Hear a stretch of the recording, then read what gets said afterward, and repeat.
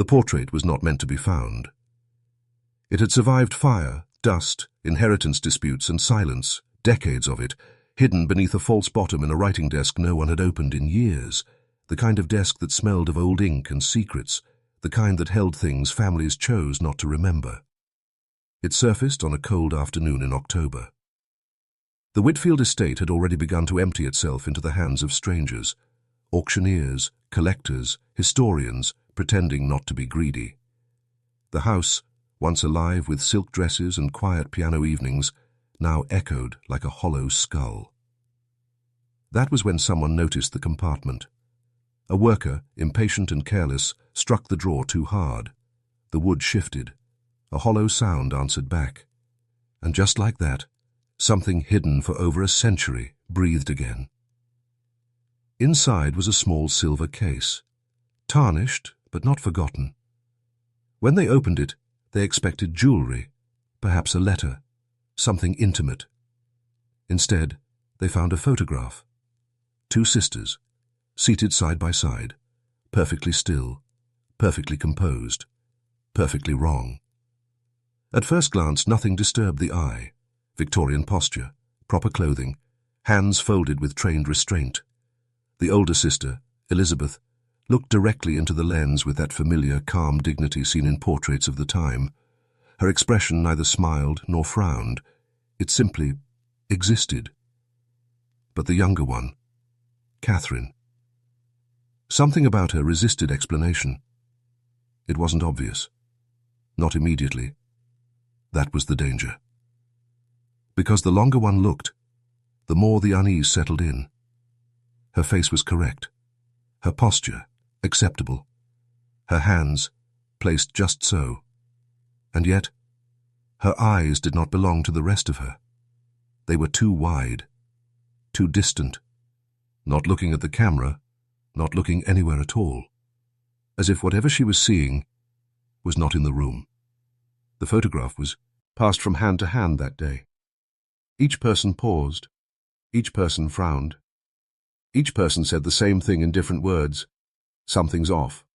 But no one could say what. Not exactly. Until someone made the mistake of zooming in. That was when silence entered the room. Not the comfortable kind. The kind that feels like it's listening back. Catherine's pupils were unnaturally dilated, large, swallowing the light around them. But it wasn't just the size. It was the absence behind them. No reflection, no focus, no life that could be anchored.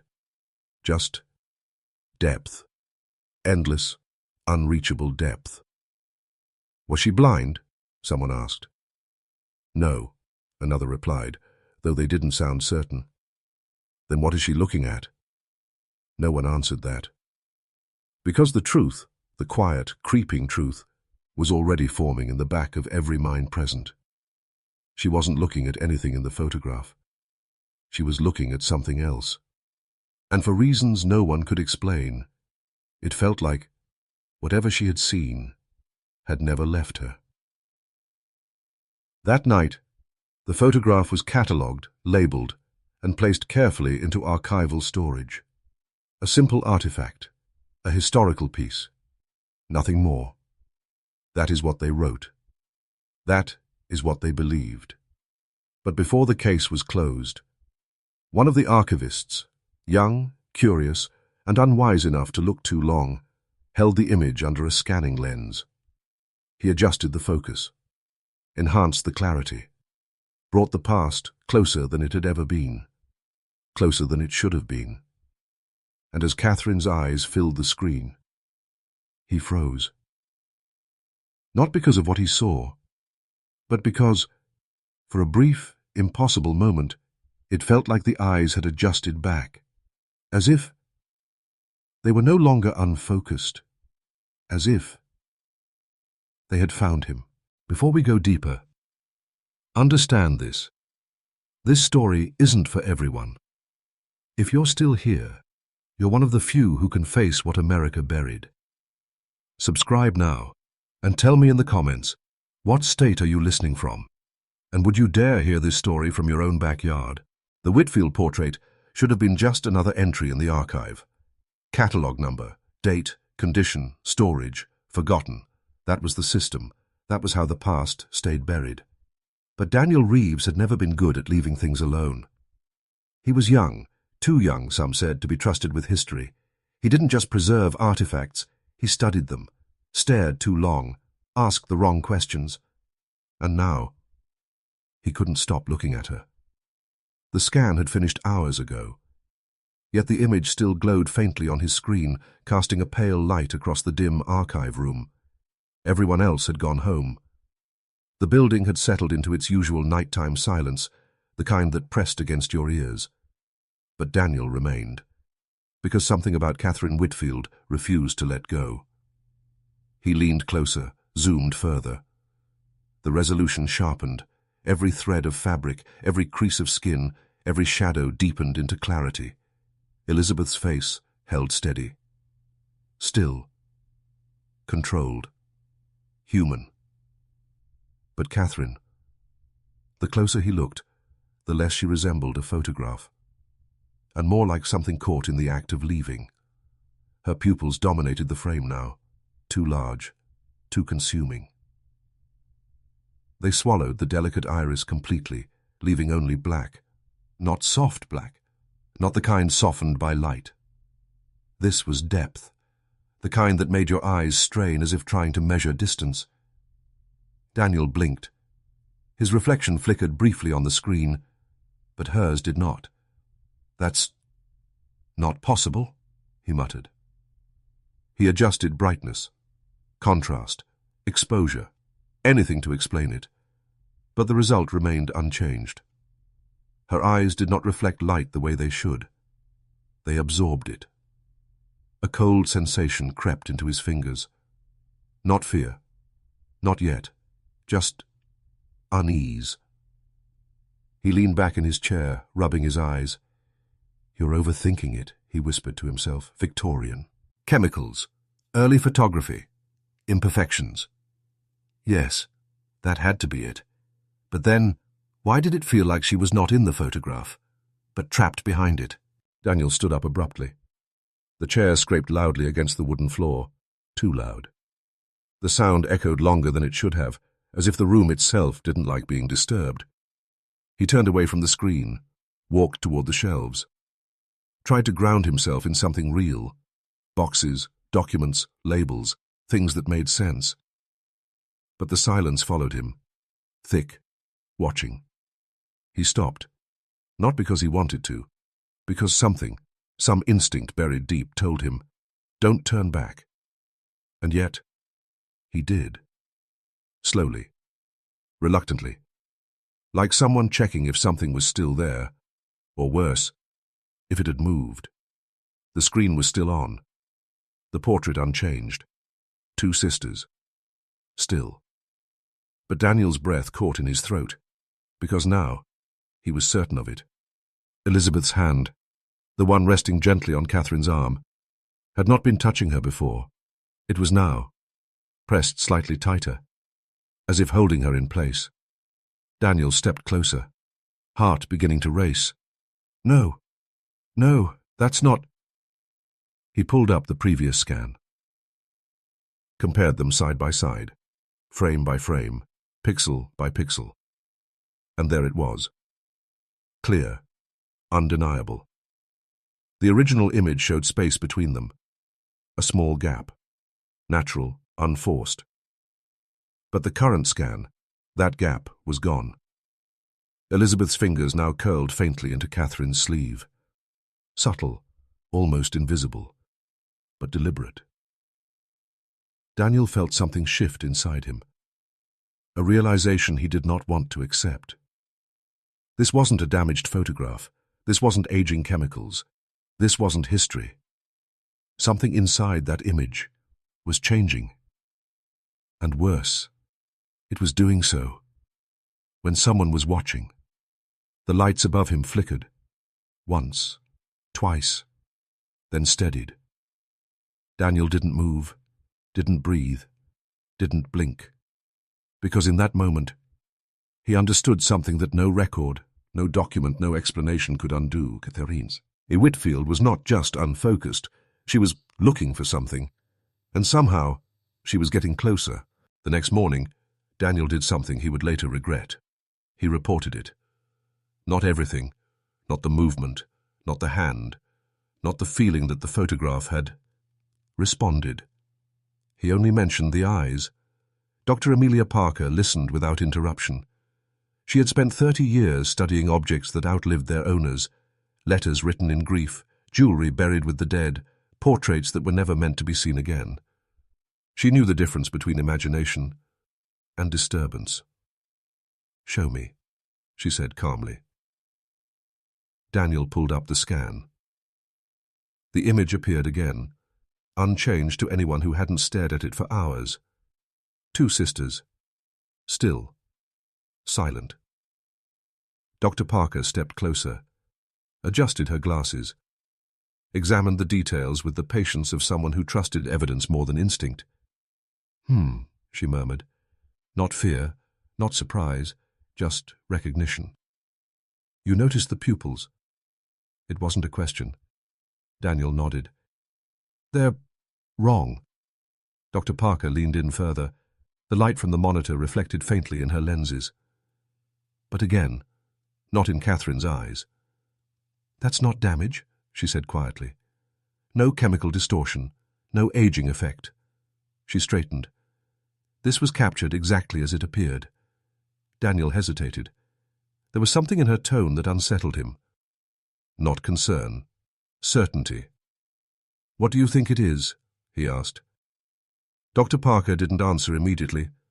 Instead, she turned away from the screen, walked toward the records shelf, pulled open a drawer labeled Whitfield Family, Private Collection. "You said this came from the estate desk," she said. "Yes." She nodded slowly. "As it should have." Daniel frowned. "What does that mean?" She placed a thin folder on the table, opened it. Inside were documents, aged, fragile, carefully preserved. Birth records, letters, medical notes, and one line, written in faded in, "Catherine Whitfield, condition worsening, autumn 1897. Daniel leaned closer. "Condition?" Dr. Parker tapped the page. "That's what we're about to find out." Hours passed. Quiet ones. The kind where time stretches thin and every small detail begins to feel important. They uncovered patterns, dates, gaps, silences. Catherine had been present, social, active, visible, until she wasn't. After 1896, her name began to disappear. Church attendance stopped. Public appearances ceased. Mentions in letters became careful, vague. She didn't vanish, Daniel said. She was hidden. Dr. Parker didn't disagree. Then came the medical records. Boston. Multiple visits. Different physicians. No listed diagnosis. "That's unusual," Daniel said. "No," Dr. Parker replied. "That's deliberate." She flipped to another document. A death certificate. November 2nd, 1897. Daniel read it aloud. Nervous exhaustion. Heart failure. He looked up. That could mean anything. "Exactly," she said. Silence settled between them. Heavy. Incomplete. Then, Dr. Parker reached for one final item. A copy of the Whitfield family Bible entry. She placed it gently under the light. The ink was faded, but not enough to hide what had been written, and almost erased. May she finally find peace from her affliction. Daniel felt something tighten in his chest. "Affliction," he repeated. Dr. Parker closed the folder slowly.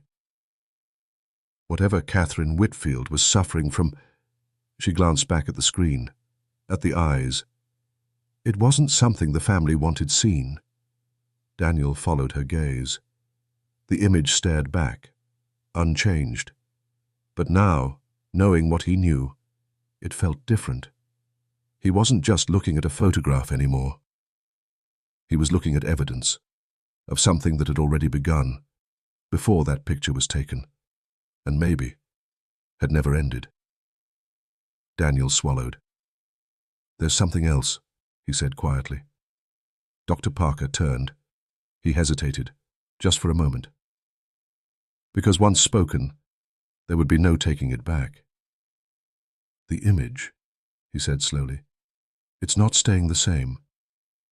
Dr. Parker didn't react. Not immediately. But something in her expression, a flicker, a pause, told him. She wasn't as surprised as she should have been. "Show me," she said. And for the first time, Daniel realized he might not be the first person to notice. Chapter 4.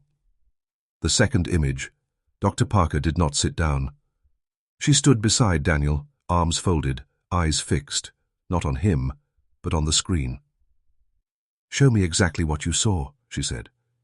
Daniel hesitated. Not because he doubted himself, but because something inside him whispered, "Don't prove it." Still, he moved the cursor, opened the archived scan.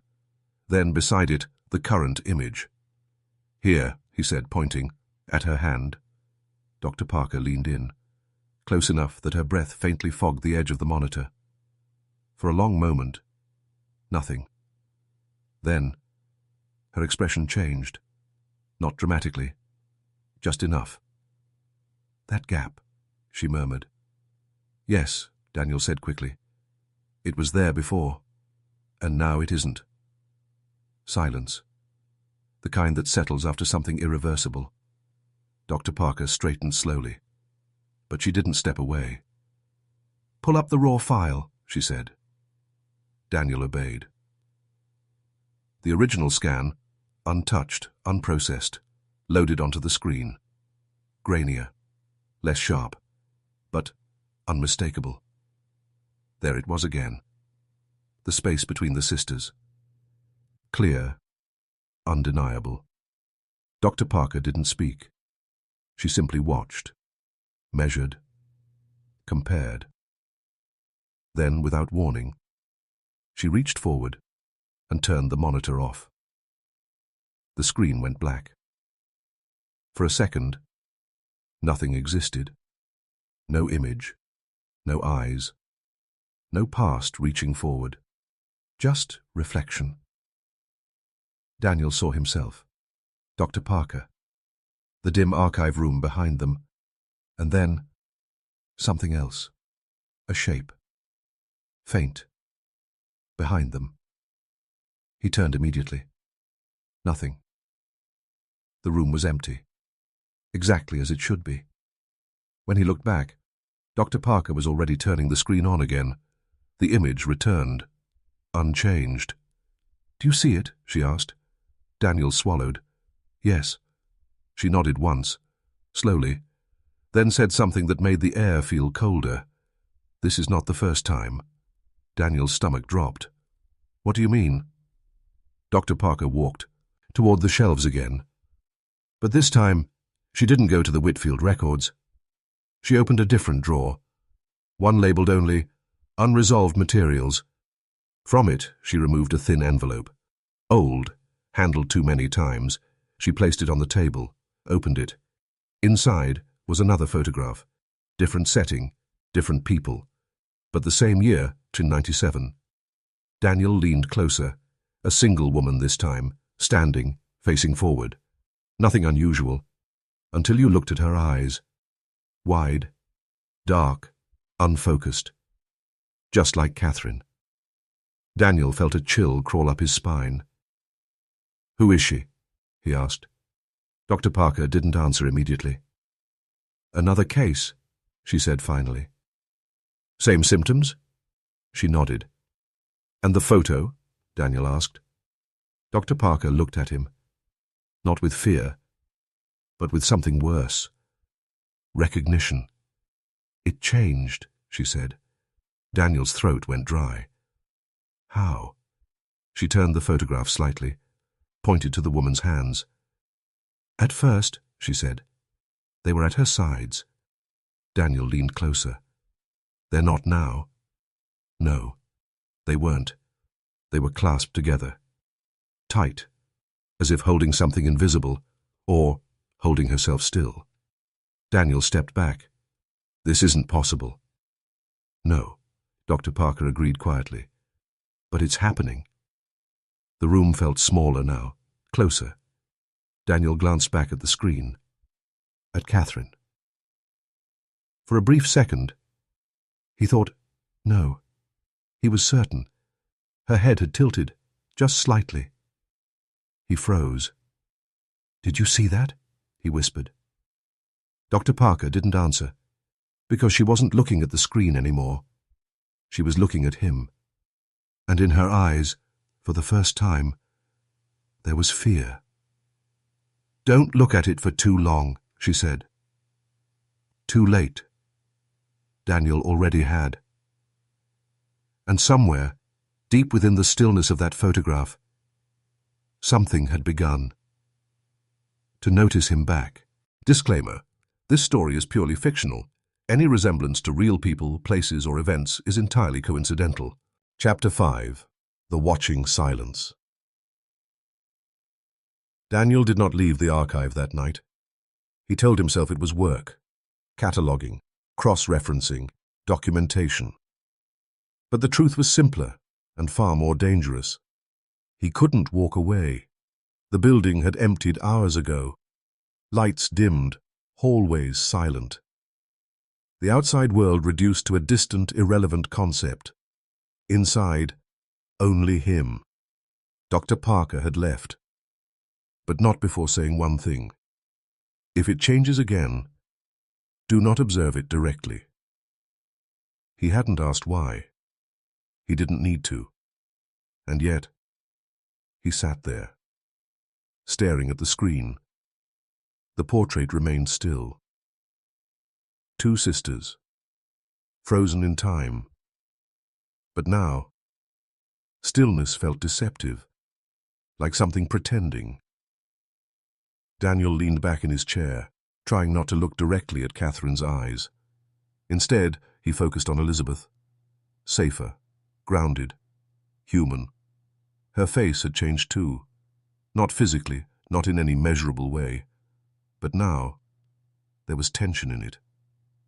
He hadn't noticed it before, because before, it hadn't been there. Her expression wasn't calm. It was controlled, like someone trying very hard to appear normal. Daniel's chest tightened. "What were you holding in place?" he whispered. The air did not answer. But the silence, it deepened. He turned slightly away from the screen, just enough to avoid looking directly. And in that indirect angle, something shifted. He froze. It wasn't movement. Not exactly. It was alignment. Catherine's eyes. They were no longer drifting. They were focused. Not clearly, not sharply, but closer. Closer than before. Daniel's breath slowed. Instinct screamed at him, "Don't look." So he didn't. Not directly. Instead, he watched through reflection. The dark edge of the monitor, the faint glass of a nearby frame. Anything but the image itself. And that's when he realized. The photograph did not change when observed. It changed when avoided. A cold wave passed through him. So it needs... He couldn't finish the thought. But the idea settled anyway. It needed absence. It needed space. It needed permission. The lights flickered, soft this time, almost gentle. Daniel's hand trembled slightly. "No," he said quietly. "I'm still here." But the room did not feel convinced. He forced himself to stand, walked toward the desk, picked up the original physical photograph. Cold, heavier than expected. He turned it slowly, carefully, and for the first time, he noticed something no scan had shown. The back of the photograph had been scratched, not written, not labelled, scratched, as if carved in urgency. The words were uneven, shallow in some places, deep in others, but legible. Do not let her look back. Daniel's grip tightened. Look back. His voice barely existed. He turned the photograph again, slowly, reluctantly. And as Catherine's face returned into view, he saw it. Clear, immediate, unmistakable. Her eyes were no longer unfocused. They were not drifting. They were not distant. They were looking forward, directly, unblinking, at him. Daniel staggered back. The photograph slipped from his hands, falling, face up. He didn't pick it up. He couldn't, because now, even from the floor, she was still looking. And for the first time, he understood something far worse than movement, something that no record had warned him about. She had not been trapped in the photograph. She had been waiting. Chapter 6. The First Shift. Daniel did not remember stepping back. He only remembered the distance. One moment he was standing over the photograph, the next he was pressed against the far wall. His breath came in shallow pulls, controlled, forced. This isn't real, he whispered. Not to convince himself, but to hear something human in the room. The photograph lay on the floor, face up, unmoving, but wrong. Deeply wrong. Catherine's eyes were still fixed forward, locked, unnatural. Daniel didn't dare approach it again. Instead, he circled slowly, keeping distance, never turning his back. The air had changed. He could feel it, like pressure before a storm. The archive, once quiet, now held something else. Not sound, not movement. Presence. He reached for the nearest lamp, turned it on, then another, and another. Light flooded the room, harsh, unforgiving. But it didn't help, because the shadows didn't leave. They only moved. Daniel's eyes snapped toward the wall. For a split second, he saw it. A shape. Not solid, not defined, but positioned exactly where Catherine should have been standing, if she were no longer inside the photograph. He blinked. It vanished. No, he said sharply. No, no, that's not... His voice broke. Because the thought had already formed. Clear, complete, unstoppable. If she can look out, what's stopping her from stepping out? The lights flickered again. Stronger this time. Daniel turned, and the photograph was no longer where it had fallen. It had shifted. Not far, just inches, but enough. Enough to prove it was no accident. Daniel's heart slammed against his ribs. Stop, he said. Not loudly, not bravely, but desperately. The room didn't answer. But something listened. He could feel it now, not just in the air, but behind him. He didn't turn immediately. He couldn't, son. It's because every instinct screamed, if you turn, she'll be closer. Instead, he looked at the screen, the digital image, still open, still glowing, still showing two sisters. But now, Elizabeth's face had changed. Her expression was no longer controlled. It was strained, tight. Her lips pressed slightly.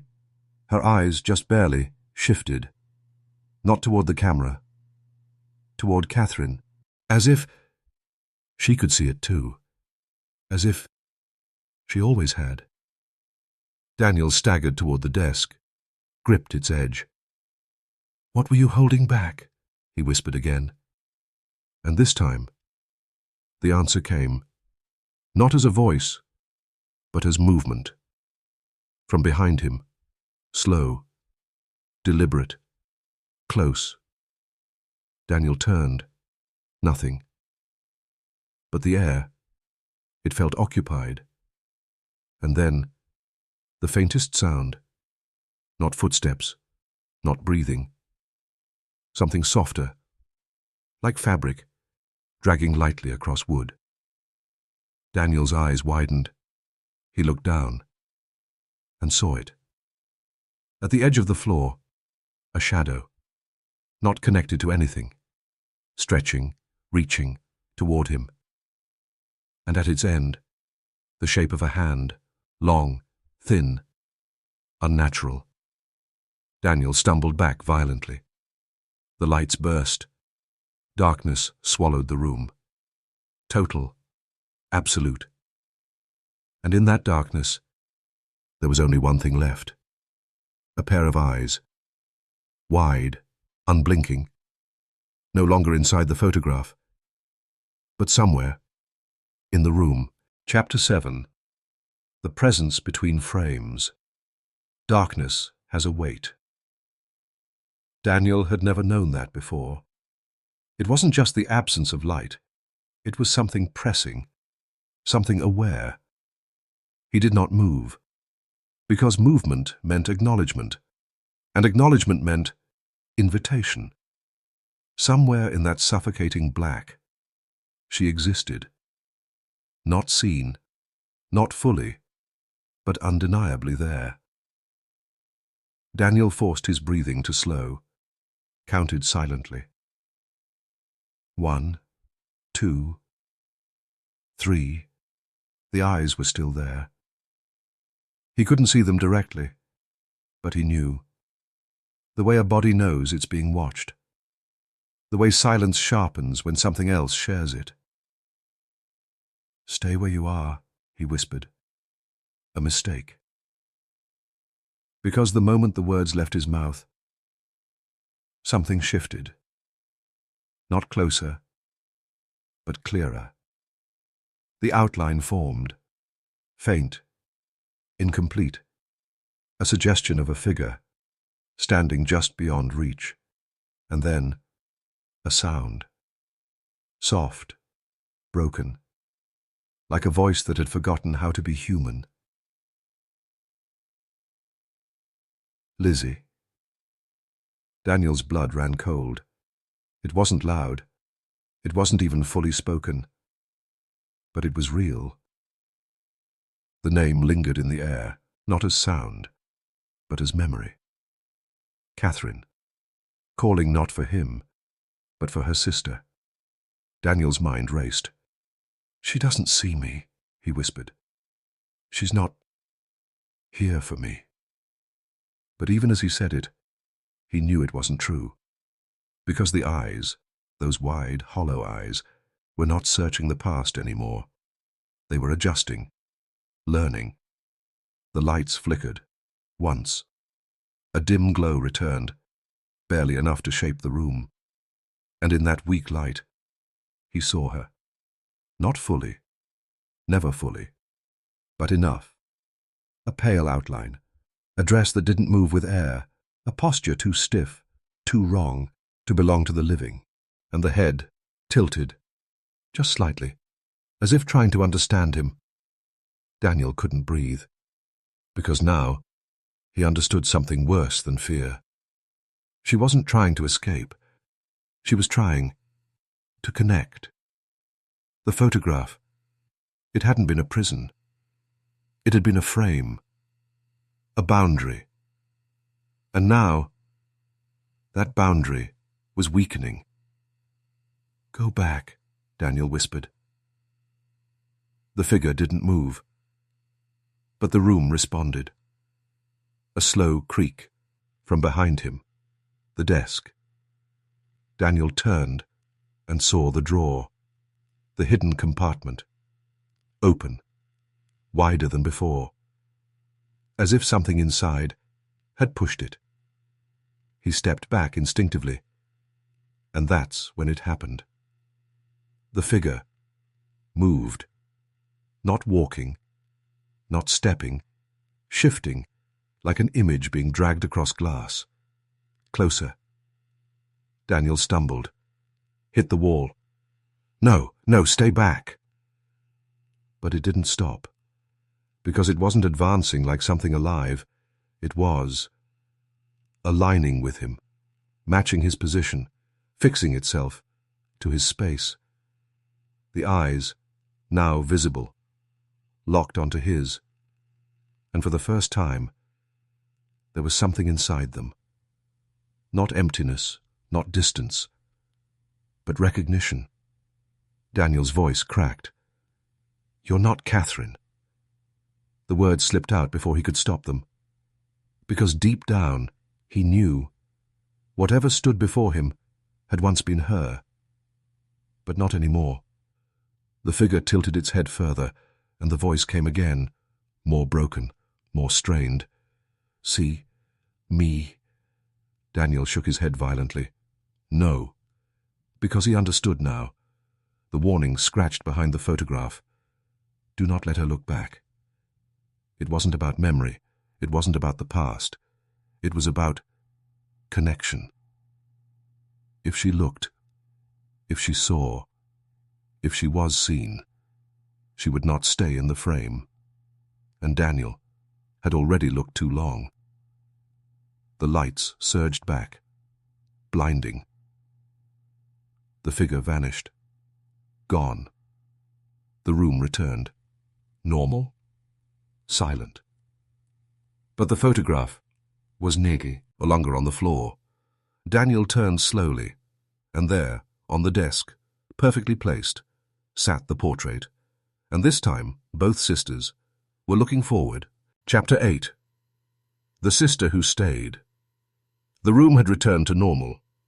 That was the most unsettling part. The lights were steady, the air still. The archive exactly as it had always been. And yet, nothing felt the same. Daniel stood frozen, eyes fixed on the desk. The portrait sat there, perfectly aligned, untouched, as if it had never fallen, as if nothing had happened. But something had, because now both sisters were looking forward, not just Catherine, Elizabeth too, her calm expression gone, replaced by something far more disturbing, awareness. Daniel approached slowly, each step measured, careful. The closer he got, the heavier the air became, like walking towards something that was not meant to be faced twice. He stopped just short of the desk. "No," he whispered. Because he already knew. Looking again would change something. It always did. But the pull was stronger now. Not curiosity. Compulsion. His eyes lifted, against his will, back to the photograph. And this time, he saw it clearly. Elizabeth's hand, still gripping Catherine's arm, but tighter, fingers pressed in unnaturally, not gentle, restraining. Daniel's breath caught. She was holding her back. The realization hit like cold water. Not comforting, not protective, desperate. Elizabeth hadn't been supporting Catherine. She had been containing her, keeping her inside. Daniel's pulse quickened. "Then why is she—" His words stopped. Because something else had changed. Subtle, but undeniable. Catherine's posture. It was no longer slumped, no longer distant. She was sitting straighter, more present, more complete. Daniel staggered back. No, that's not. And then he noticed Elizabeth again. Her eyes, they weren't focused forward. Not anymore. They were looking at him, directly, sharp, aware, alive. Daniel felt something break inside his thoughts. "This isn't just her," he whispered. Catherine wasn't alone. She had never been alone. Elizabeth had always known. And now, she was no longer holding her back. She was letting her go. The temperature dropped. Suddenly, violently. Daniel's breath fogged in front of him, and from the edge of his vision, movement. He turned, too fast, too late. The reflection in the glass cabinet showed him something, standing behind him. Not one figure. Two, one, thin, unsteady, watching, the other, still, controlled, holding the first but not restraining anymore, guiding.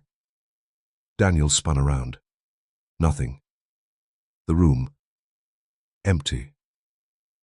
But the feeling, stronger, closer. You see us now. The voice. Clear this time. Not broken, not distant. Two voices, layered, speaking as one. Daniel backed away, shaking his head. No. But the truth had already settled. This was never about Catherine alone. The photograph was not one presence. It was two. One that tried to leave, and one that chose when it could. The lights flickered again, violent, erratic. And in that flashing moment, Daniel saw them, not in reflection, not in shadow, but directly, standing in the room where the photograph had been, watching him, waiting. And this time, they didn't fade. Chapter 9. The space between them. They were no longer shadows. They were no longer reflections. They were no longer confined. They stood in the room. Daniel did not run. Not because he was brave, but because something inside him had gone still. Too still. Fear had passed its peak. And what remained was something colder. Understanding. The sisters stood just beyond the desk. Not fully solid, not entirely there. But enough. Enough to break reality. Catherine was closer. Her form unstable, edges flickering like an unfinished thought. Elizabeth stood slightly behind her, clearer, more defined, more anchored, and her hand still rested on Catherine's arm, not tightly, not forcefully, but with purpose, guiding. Daniel's voice came out dry. "You're not supposed to be here." Neither of them responded. But Catherine tilted her head, the same unnatural angle from the photograph. And then she stepped forward, not with feet, not with motion, but with presence. The distance between them collapsed. Daniel staggered back. "No, stay back." But Elizabeth's hand tightened slightly, and Catherine stopped, midway, like something restrained by invisible thread. Daniel's chest rose sharply. "She's stopping her." The realization returned, clearer now. Elizabeth had always controlled the distance. In the photograph. In the room. Between Catherine and everything else. "Why?" Daniel whispered. This time, Elizabeth answered. Her voice, calm, controlled, exactly like her face once was. "Because she does not understand where she ends." Daniel's breath caught. Catherine turned slightly, as if reacting not to the words, but to something deeper. "She reaches," Elizabeth continued softly, "for anything that sees her." Daniel's pulse pounded. Then why let her out? Silence. A long one. Heavy. And then Elizabeth's eyes shifted, not toward Catherine, toward him. "You looked," she said. Simple, final. Daniel shook his head. "I didn't know. No one ever does." Catherine moved again, closer. This time, Elizabeth's hand did not stop her. It only slowed her, like a leash. That was beginning to loosen. Daniel backed into the wall. "There has to be a way to fix this." Elizabeth's expression didn't change. It was fixed. Daniel froze. "What?" Elizabeth's gaze drifted, past him, to the desk, to the photograph. The frame held her, she said. Held what remained. Daniel's mind raced. Then we put her back. No. The word cut through the air. Cold. Absolute. She is not trying to return. Catherine's eyes, now clearer, now sharper, locked onto Daniel's. And for the first time, he saw something inside them. Not emptiness, not confusion, but hunger. Not for him, but for something he had. Awareness, recognition, presence. She needs to be seen, Elizabeth said quietly. Daniel's voice trembled. And if she is? Elizabeth didn't answer. But Catherine did. She reached, her arm extending, too long, too thin, not human anymore. And the moment her fingers nearly touched him, Daniel felt it. Not cold, not pain, but pull. Like something inside him was being noticed, drawn, unraveling. He gasped, and in that instant, he saw it. Not the room, not the sisters, but something else. A place, dark, endless, filled with shapes, unfinished, watching, waiting. The same place. Those eyes had always been looking at. Daniel screamed and tore himself back. The connection broke. The room snapped into place. The sisters, gone. The desk, still. The photograph, unchanged. Two sisters, sitting quietly, as if nothing had ever happened. Daniel collapsed to the floor, shaking, because now he understood the final truth. The photograph wasn't showing the past. It was a window. And every time someone looked, it opened, just a little more. Chapter 10. The Window That Remembers. Daniel didn't sleep. Not that night, not the next. Because every time he closed his eyes, he saw it again. Not the sisters, not the room, but that place. That endless shifting dark, filled with something unfinished, watching, waiting. He had looked into it, and something inside it had looked back. By morning, the archive felt different, not haunted, occupied. Daniel returned anyway. Because whatever this was, it wasn't over. Dr. Parker was already there, standing by the desk, the photograph in front of her. You saw it too, she said. It wasn't a question. Daniel nodded slowly. They're not, contained anymore. Dr. Parker's eyes didn't leave the image. They were never meant to be released, she said. Daniel stepped closer, carefully. They said I looked, he replied. Dr. Parker exhaled quietly. Yes. Silence. Then, others have too. Daniel looked up sharply. What do you mean? Dr. Parker turned. Her face was calm, but her eyes, heavy. This photograph wasn't hidden by accident. She opened a drawer, removed a thin stack of papers, old reports, archive logs, notes. All of these, she said, are from people who examined similar artifacts. Daniel flipped through them, short entries, incomplete. Subject reported visual distortion. Image altered between observations. Emotional distress following prolonged exposure. And then, one line. Scratched. Just like the back of the photograph. It begins when it sees you seeing it. Daniel's hands tightened. This isn't just Catherine, he whispered. Dr. Parker nodded. No. She gestured toward the photograph. This is a threshold. Daniel's pulse quickened. A threshold to what? Dr. Parker didn't answer immediately.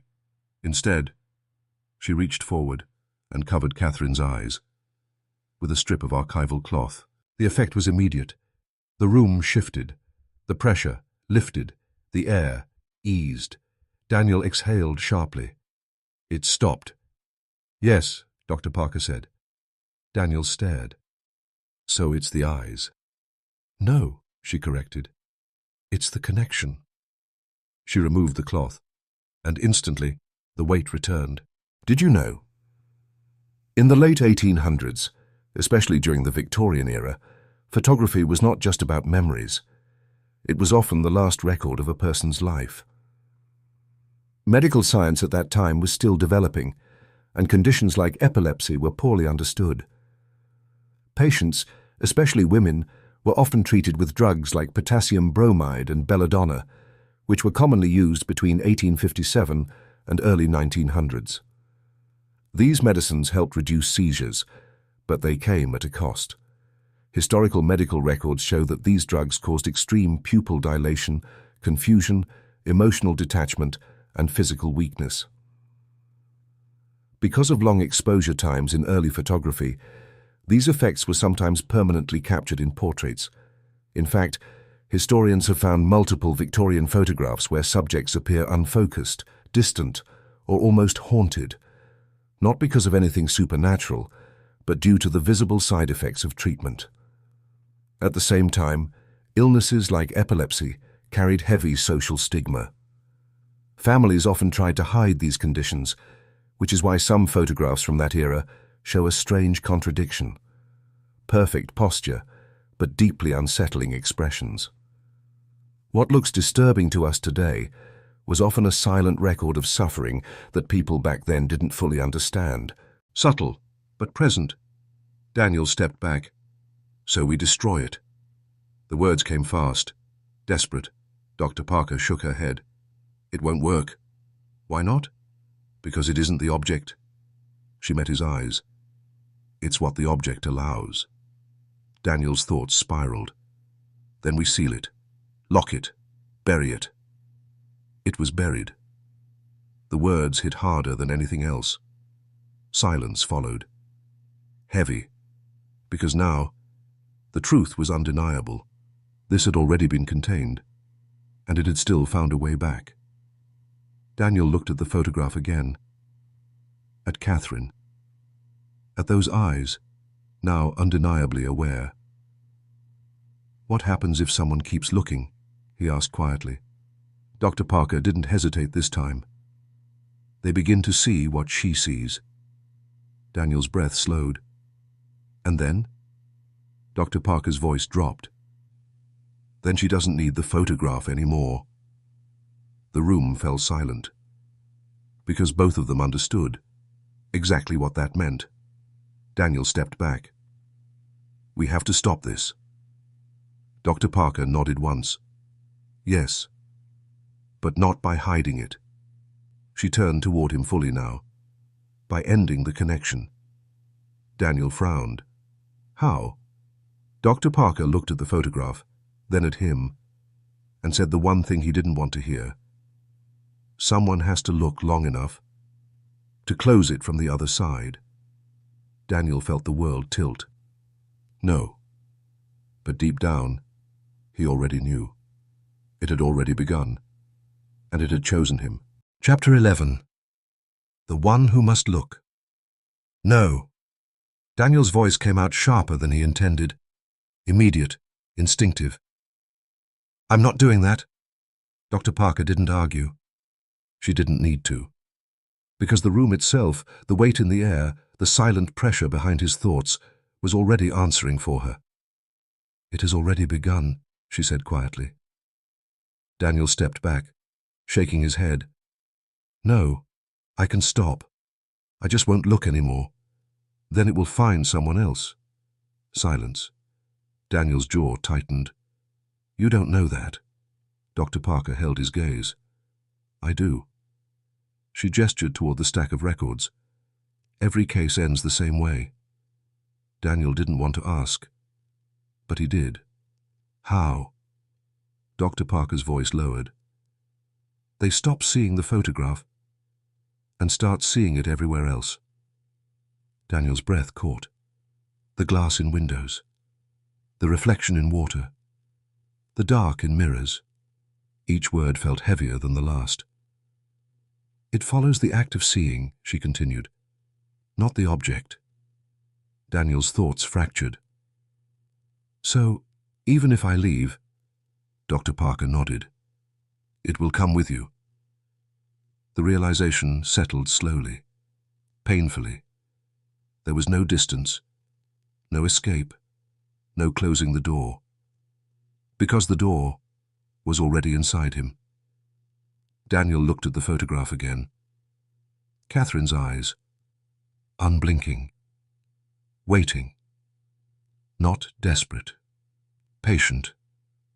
And beside her, Elizabeth, watching him, not with fear, not with warning, but with something far worse, expectation. You knew, Daniel whispered. Elizabeth did not move. But somehow, he understood. She had always known. From the moment the photograph was taken, from the moment Catherine first began to fade. This was never something that could be cured, only contained. And now, that responsibility had shifted to him. Daniel stepped forward, slow, deliberate. I don't even know what I'm closing, he said. Dr. Parker's voice came from behind him. You're not closing it. He paused. You're taking its place. Daniel turned sharply. What? But Dr. Parker's expression didn't change. Every threshold needs something to hold it, she said. Daniel's pulse spiked. No, that's not what you said before. I didn't say it out loud.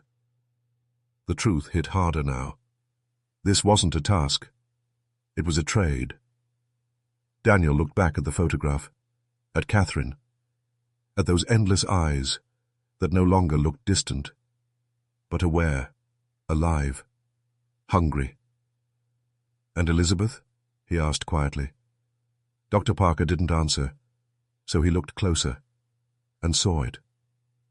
For the first time, Elizabeth's hand was no longer gripping Catherine.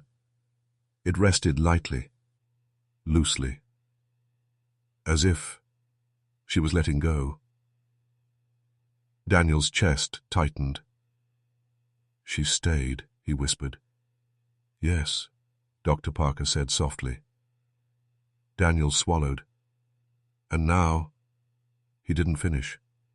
He didn't need to, because the truth was already there, waiting. Just like Catherine. Daniel stepped closer. The photograph felt different now. Not cold, but pulling. Like standing at the edge of something that didn't have a bottom. He reached out, stopped, his hand trembling. What happens to me? He asked. Dr. Parker's voice was quiet. You will still be seen. Daniel's breath shook. And after that? Silence.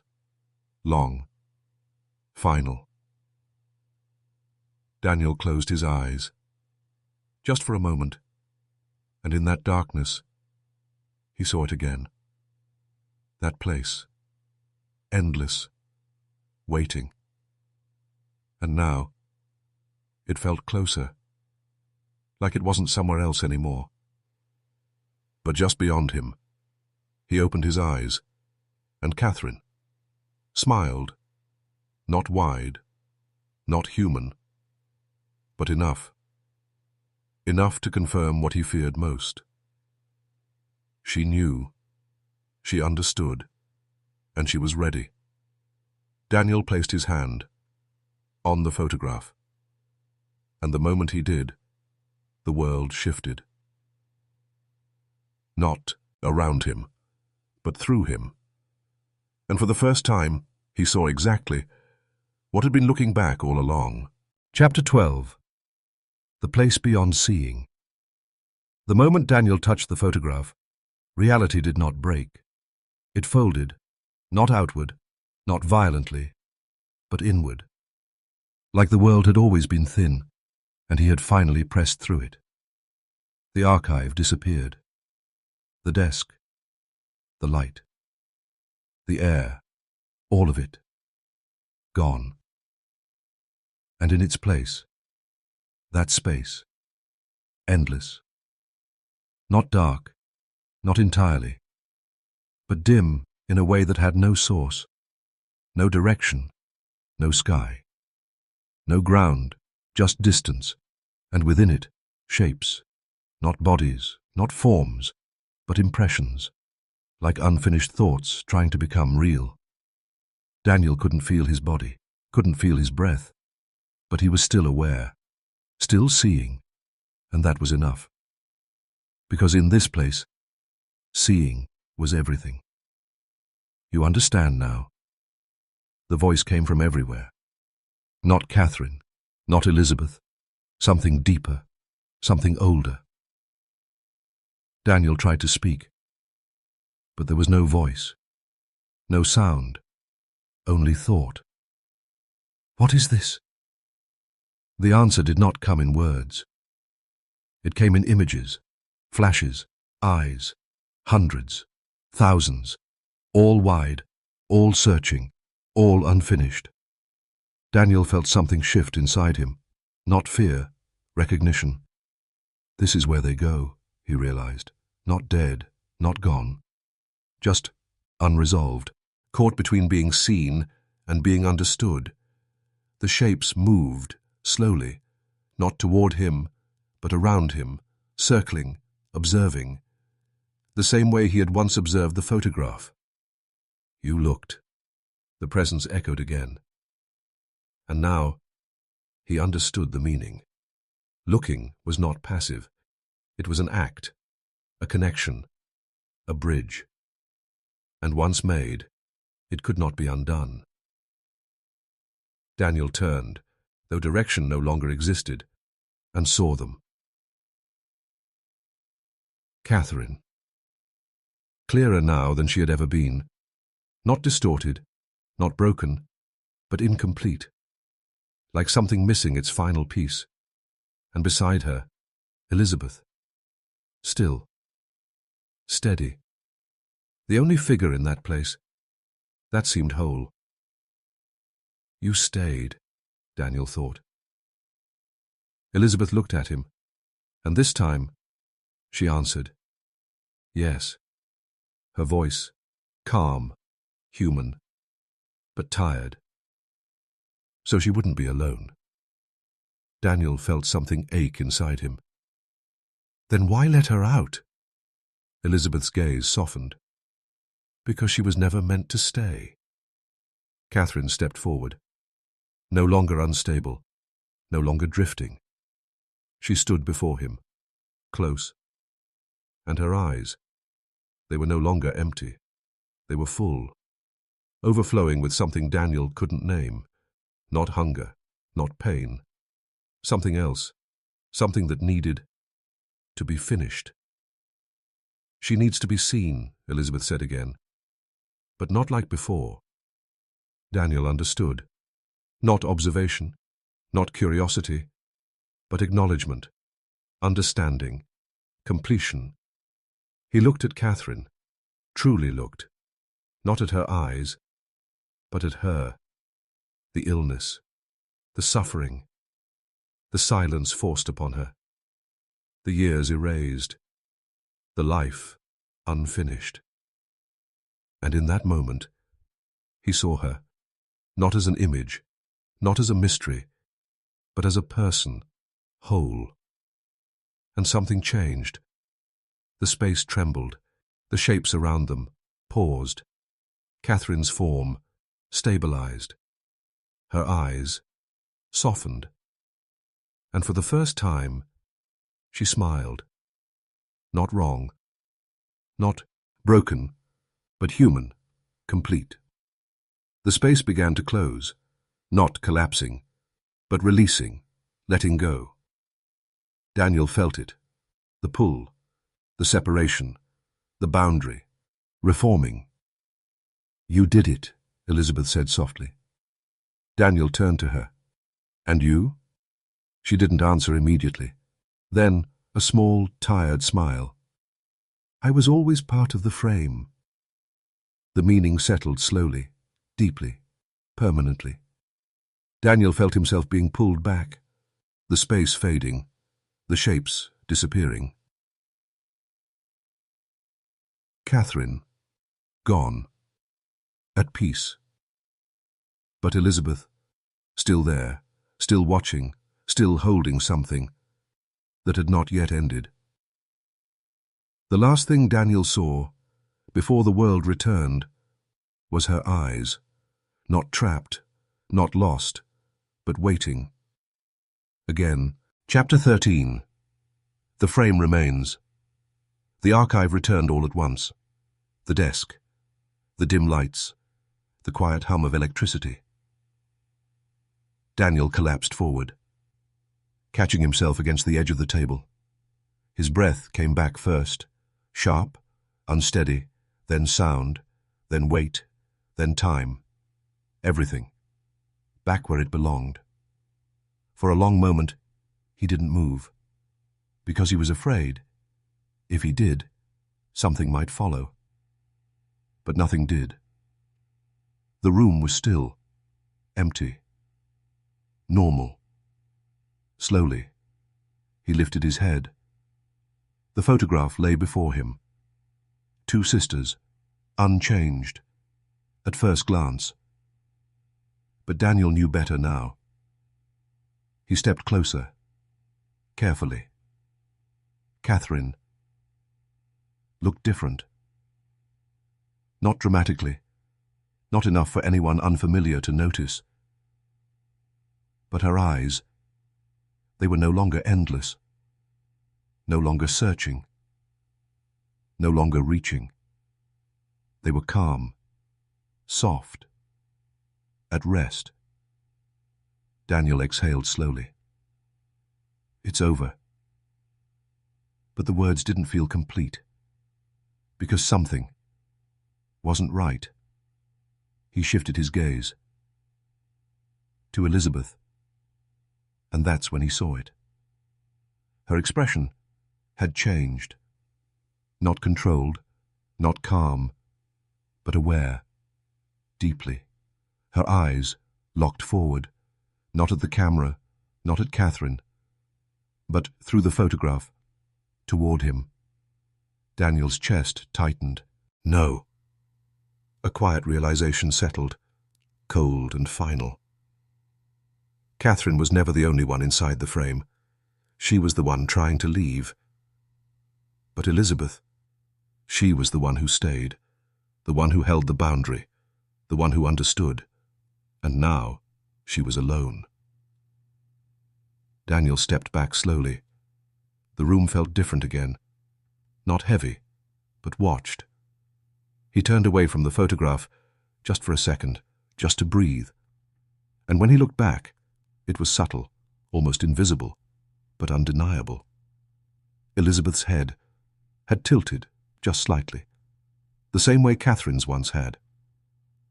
Daniel froze. Because now he understood the final truth. The frame had not been closed. It had been replaced. Catherine was gone. At peace. Freed. But something always remained behind, to hold the space, to keep the boundary, to watch, until the next person looked too long. Daniel stepped back again. His reflection caught faintly in the glass of the photograph. And for a brief, terrible moment, he thought, he saw it. Not just himself, but something behind him, still, waiting. And when he blinked, it was gone. But the feeling remained. Daniel turned slowly. The archive stretched behind him, empty, silent. And yet, not alone. He looked back one final time, at Elizabeth, and this time, he didn't look at her eyes, because he finally understood. Looking was how it began. He reached forward and covered the photograph, carefully, respectfully, like closing something that should never be opened again. But deep down, he knew this was not an ending, only a pause. Because somewhere, in some forgotten place, in some quiet room. Someone would find it again, and they would look. And when they did, Elizabeth Whitfield would be waiting.